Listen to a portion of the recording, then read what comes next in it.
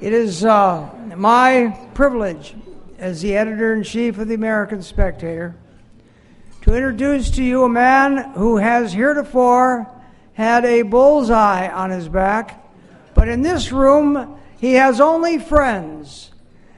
As Lady Thatcher would say, Herman Cain, you're one of us. Here he is, he's one of us, Herman Cain.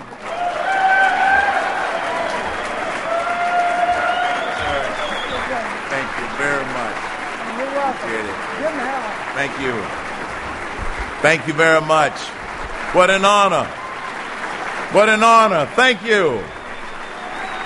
Grover? Thank you. Thank you very much for that warm reception. Thank you.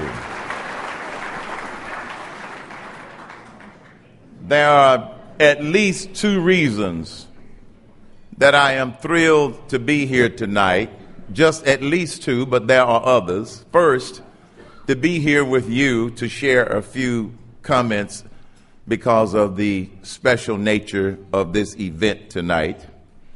And the second reason that I'm delighted and thrilled to be here is I've longed for a long time to be Congressman Paul Ryan's warm-up act. Thank you, Congressman.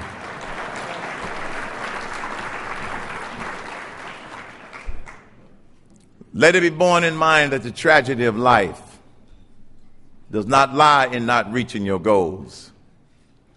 The tragedy lies in having no goals to reach for.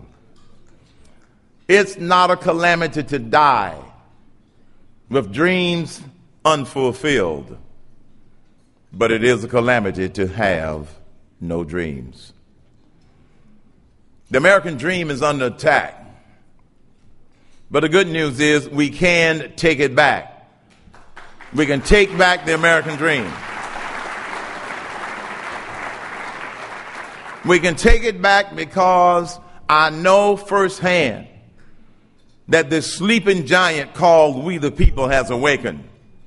This sleeping giant has awakened and is not going back to sleep.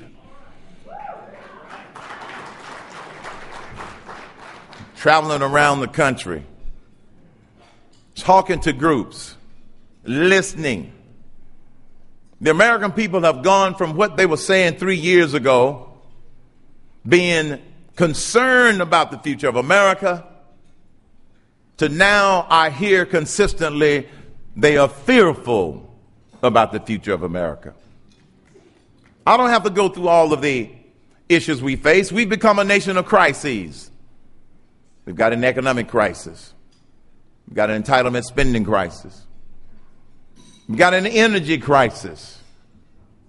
We've got an illegal immigration crisis. We've got a foggy foreign policy crisis. We've got a moral crisis. And the biggest crisis we have is a severe deficiency of leadership in Washington, D.C. Not all, but in the White House. But in the White House. Too often people talk about Washington, D.C. and the problems we face, and sometimes forget that there are some good guys and some good ladies here. They just need some help. And I happen to believe that that help will be the right president in 2012 in the White House. And I'll give you a hint as to who I think it ought to be. They need some help. We have all of these crises that we face. But just like that spirit of America that founded this nation, that inspired the Declaration of Independence, which inspired the Constitution, I happen to believe that that same spirit of America is alive and well again in this country. I remember one of our greatest presidents, Ronald Reagan. One of our greatest presidents, Ronald Reagan, has inspired me in many ways. And one of the things that he inspired me with was his philosophy of foreign policy. I have often been accused of not having adequate foreign policy experience and to have the nerve to run for president. And the guy we have there now does have foreign policy experience. I thought we did away with double standards. Reagan's philosophy was real simple: peace through strength.